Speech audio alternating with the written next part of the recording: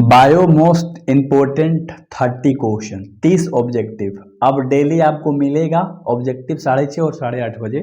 और इतनी तैयारी कर लोगे ना, बोर्ड लेवल का केवल तैयारी कराता हूँ, तुम्हें पता है सबका सब तुम्हारा क्वेश्चन लड़ेगा, डेफिनेटली आराम तरीके से लड़ेगा। ठीक है, सबसे पहला सवाल आपके सामने आ रहा है और ध्यान से सुनिएगा और ध्यान से जवाब दीजिएगा। ठीक है, मनुष्य के विकास के आयु किसके द्वारा मापी जाती है? तो जो इंसान होता है ना, उसकी विकास की जो आयु है वो किसके द्वारा मापी जाती है? रेडियोधर्मी डेटिंग के द्वारा। डी नंबर का ऑप्शन बिल्कुल सही है।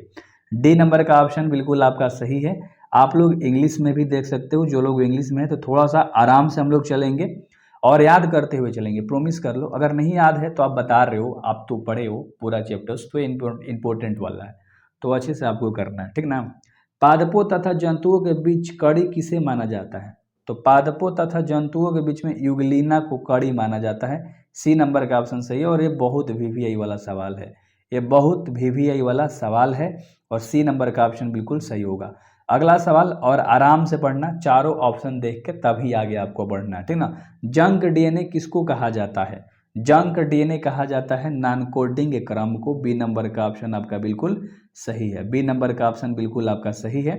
अगला सवाल के ऊपर हम लोग बढ़ेंगे। 4 नंबर सवाल है कि समकार्य संरचनाएं किसके परिमाण स्वरूप हैं?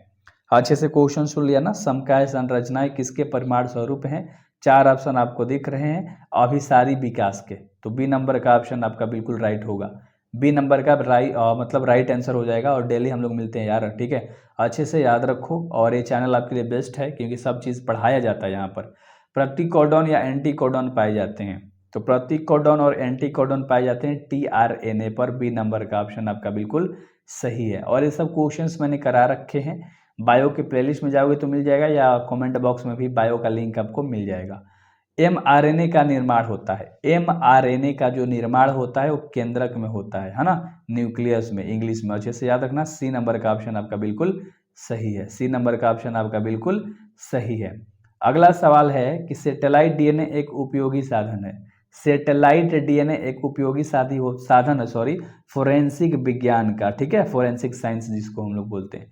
तो कुछ कुछ नॉलेज आपको लेना है, याद करना है, बोर्ड लेवल में अगर टॉप करना है तो ये आपके लिए बेस्ट चैनल है। मैं बार बार बोलता हूँ कि ये बेस्ट है, यहाँ पर आपको ऑब्जेक्टिव की तैयारी एकदम धाकड़ कराई जाती है।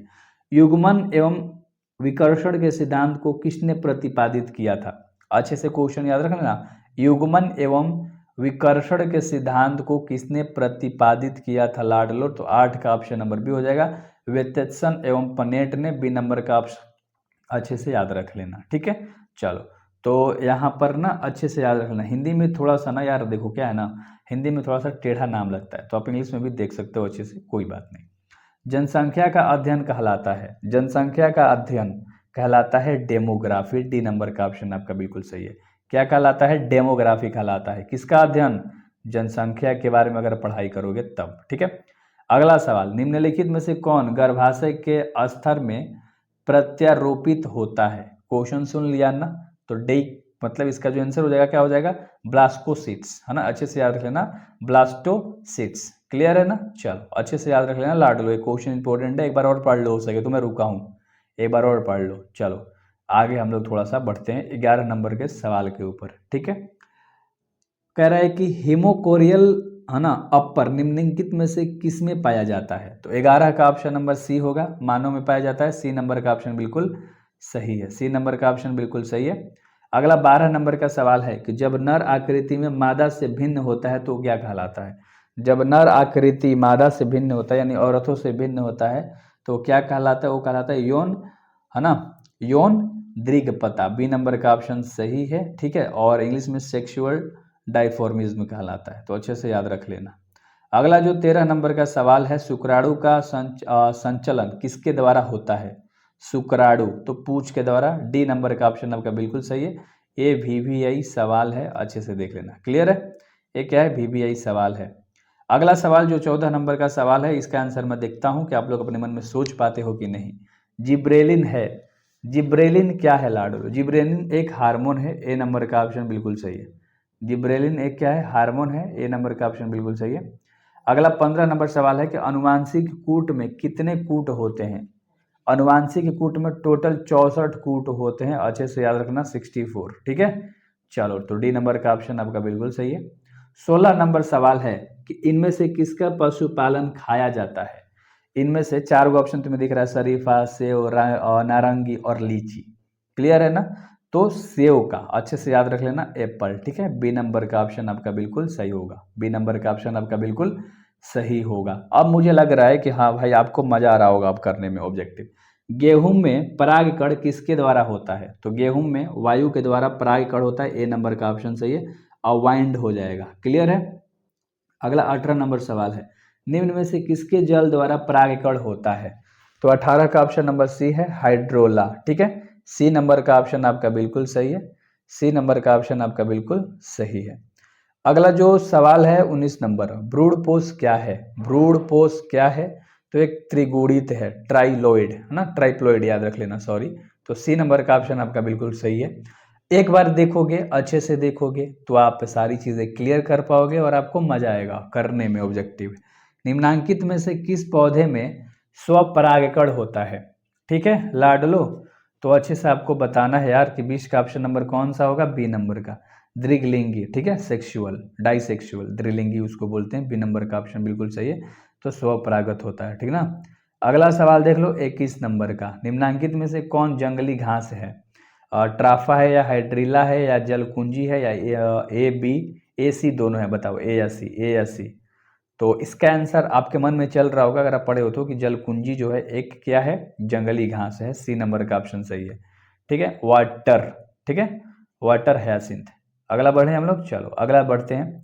अगला देख लो, जेमुलास निर्माण किस में होता है।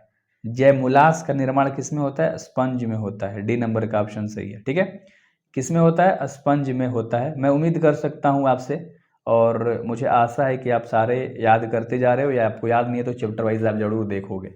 ठीक है, मेमोरी कोशिका का निर्माण किससे होता है। मेमोरी कोशिका का निर्माण होता है लिम्फोसाइटस ले। बी नंबर का ऑप्शन आपका बिल्कुल सही हो जाएगा। किससे होता है, लिम्फोसाइटस ले। किससे होता है लाडलो, लिम्फोसाइटस ले होता है। ठीक ना।